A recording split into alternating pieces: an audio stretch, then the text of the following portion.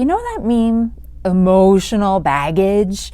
Well, it always makes me chuckle a little bit because as somebody that practices in the field, it's kind of true. And that's inadvertently what this video is about today. It's about how the role of trauma and ongoing trauma can actually affect the development of future clinical disorders. So I'll introduce myself briefly. I'm Kim Long. I'm with Docha Psychological Services in Spruce Grove, Alberta.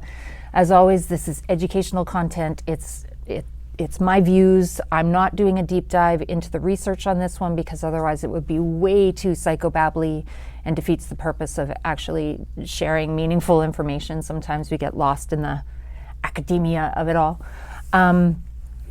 So I want to talk just briefly about what trauma is.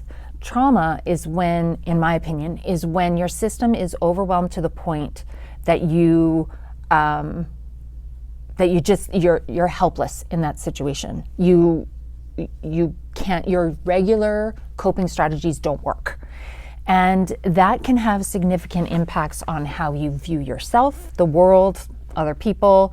It can have lasting impacts in your ability to emotionally regulate, and it can have lasting impacts on your physical self, resulting in things like autoimmune disorders even. There's some research to support that. So I'm not gonna kind of keep going down that road because otherwise we're gonna veer too far away. But when you think about trauma in that lens of your system was overwhelmed and your regular coping strategies don't work, you can then think that because we are naturally hardwired to survive, we come up with some pretty interesting ways to overcome that trauma. These ways aren't always considered healthy. So if you think about it, sometimes if people start to drink or use drugs, that can be a form of coping. Self-harm can be a form of coping. Withdrawal from the world and from others and relationships, the way we see in depression, can be a form of coping. So depending on how well resourced you are at the time that the trauma occurs and how, how resilient you are at that time, it can really affect the development of these clinical diagnoses later on. So sorry, too many thoughts going on in my head around this because this is a pretty big topic to try to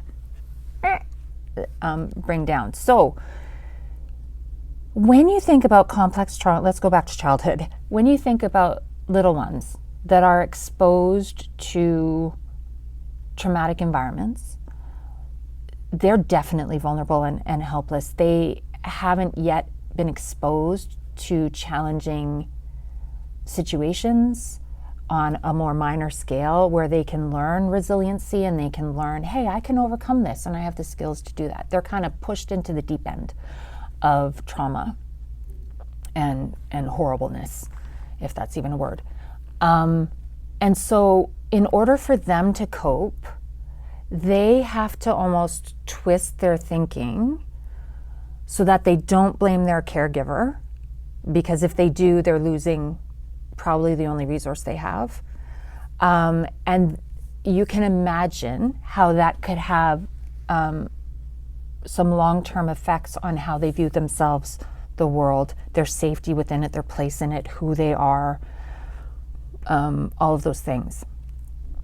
So some studies have shown that, for example, personality disorders like narcissism and borderline personality disorder develop as a result of exposure to really, really traumatic things as a child.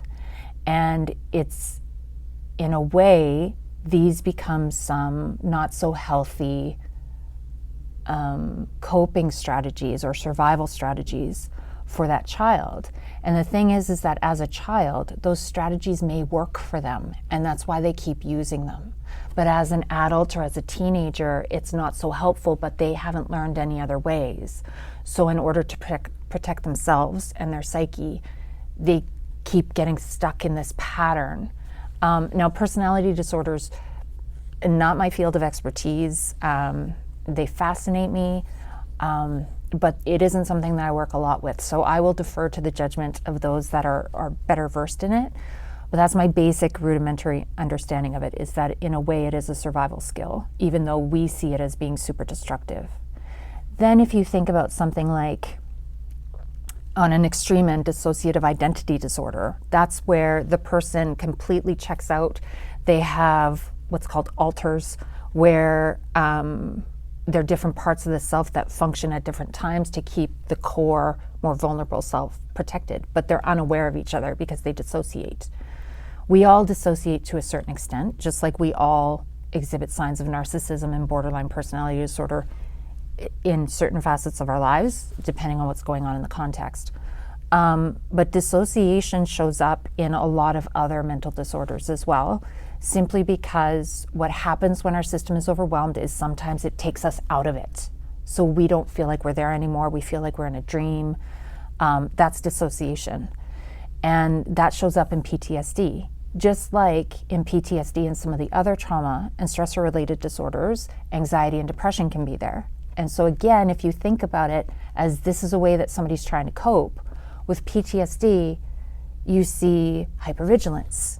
They're always checking, making sure that everything is a threat. So they're always on guard for that threat. As a result, they end up really exhausted.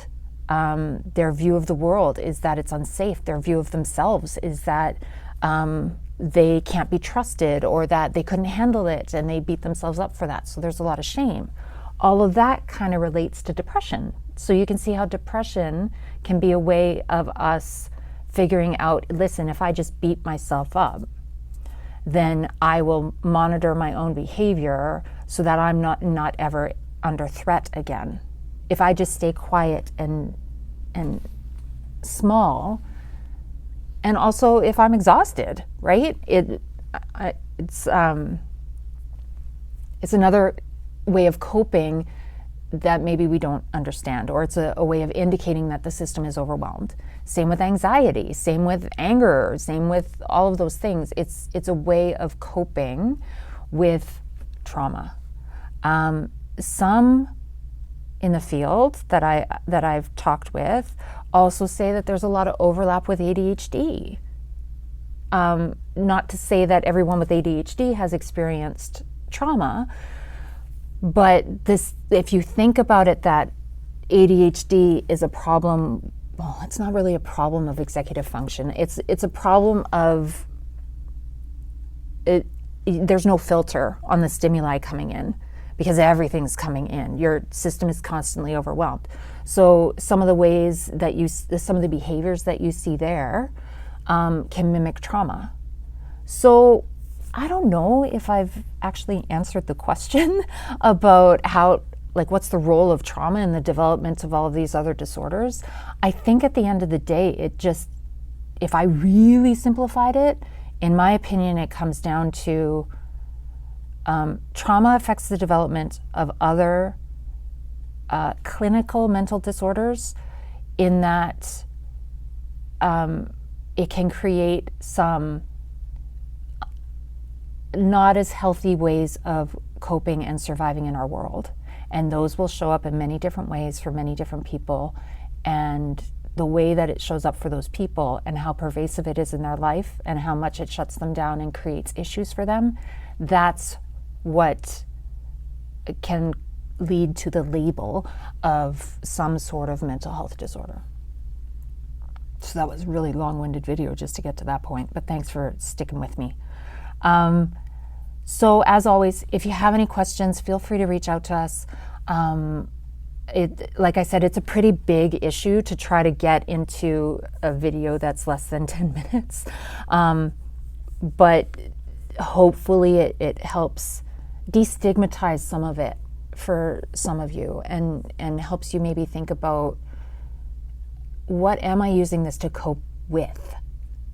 Like, you're not broken, you're just trying to survive. So, at the same time, you don't get to be a jerk. Like, it doesn't give you free rein. And what is also true is maybe reframe it and it might lead you somewhere that brings you to some strategies that maybe aren't so destructive for you and actually help you a bit more. So in the meantime, please take care of yourself, and we'll see you later. Bye for now.